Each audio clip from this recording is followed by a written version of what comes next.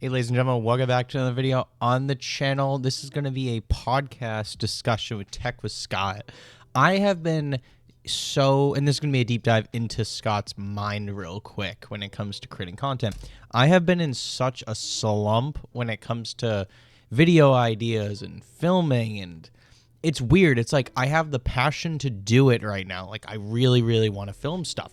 I just can't think of whatever to film, hence why I'm filming this video. I've never had this bad of writer's block. I'm trying to look through YouTube for inspiration, trying to look around my apartment for technology I haven't talked about, but I've essentially talked about it all. I could make repeat videos on stuff, but I don't really value that too much unless it's absolutely necessary or it's warranted, I guess. So yeah, I've been struggling a little bit with the content creation scheme. But I'm trying to get back on track, and as I said, I'm looking for inspiration right now, and I'm trying to do my best. So, and at the end of the day, it really comes down to I'm trying to entertain you guys when it comes to technology or what have you, whatever I'm making a video on that day. And if it needs to, expand outside the tech box a little bit, just to get, incorporate some of my passions and just whatever I'm feeling that day, that might have to be necessary sometimes, but we'll see. So there's that. I just wanted to touch on that a little bit and just give you guys a heads up why I haven't been uploading. In addition to that, I've been extremely busy with both work and new sort of job for myself within the same company, obviously, but I've been dealing with that, traveling a lot, both during work and on the weekends, and then after work, come studying for my first FSA exam as an actuary. So there's that. That doesn't that consumes a lot of my time. It's no joke. You really got to put in a lot of hours to study for that. But yeah, so I'm not going to make excuses. I obviously do have time to film and stuff, especially on weekends. I just, like I said, I've just had no inspiration, normally I'm when it comes to brainstorming, I could write down 10 ideas, right off the bat, right off the cusp. I could do it. But for some reason, I just can't do it now. I don't know if that my brain is just shot, or maybe I'm just so in tune with work that my creative mind is lacking a little bit. I don't know. It could be a variety of different factors playing into it. Anyway, where I wanted to really talk about this video was being a tech reviewer in 2024 now. Just sort of one of the major hurdles I'm noticing in my daily experience, and I want to pose a question to the audience if you're a tech reviewer out there, when it comes to financials in particular with reviewing technology. At the end of the day, when it comes to a tech channel, you're, trying to tell the audience or show the audience why a certain piece of tech could improve their lives. I mean, that's kind of the underlying theme with all tech channels.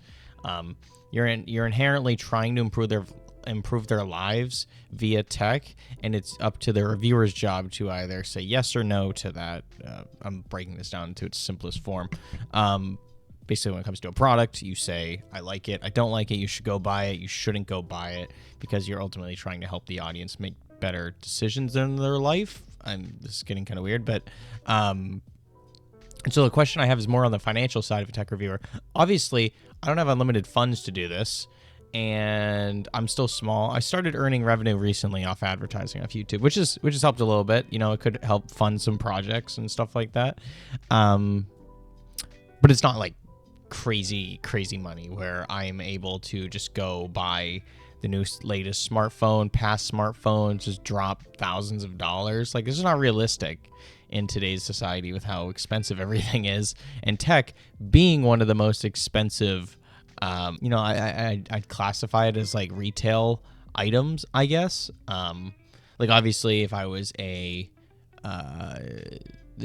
I would never do this, but if I was a fashion YouTuber and I was to buy clothes and review clothes, obviously it wouldn't be that expensive, especially if I was on the budget side if I was dealing with budget clothes from, I don't know, Macy's or JCPenney or something like that. I don't know where this video is going, but that would be more affordable, and you could, produce more content because the subject matter of the videos is the item which you're talking about. So, and the item I'm talking about is going to be tech, and that's inherently going to always be very expensive. That plus inflation equals no bueno.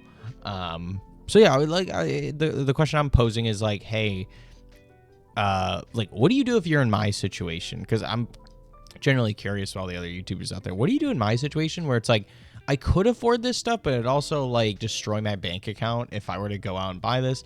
And at the same time, you're also taking a risk of purchasing this stuff because I could make a video on it, blah, blah, blah, upload it to my channel, get no views, earn absolutely nothing. Basically, the return on investment would be like nothing. I'd inherently have this huge upfront cost and get no benefit down the line.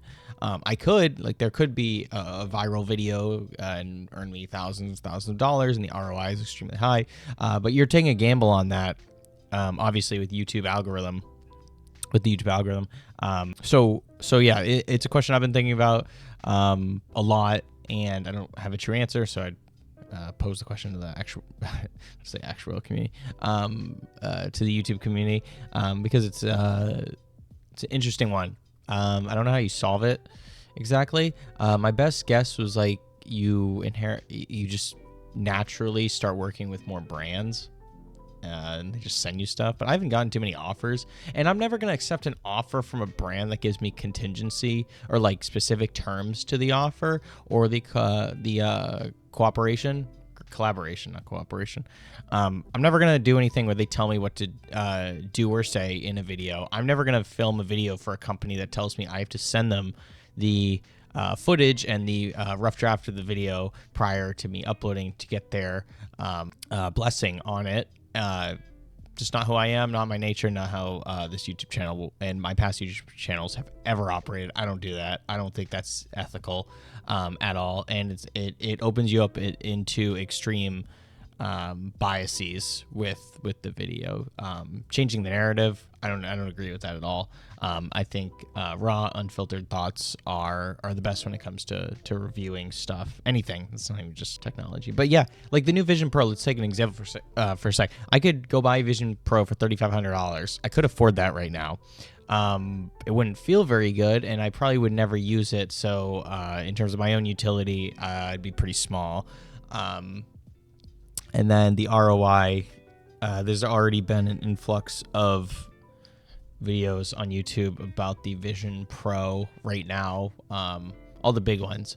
So my video, I mean, if I were to make a really, I can't compete with like the YouTubers out there who have full teams working on product reviews. I just can't do it. I'm a solo person. I film everything like this.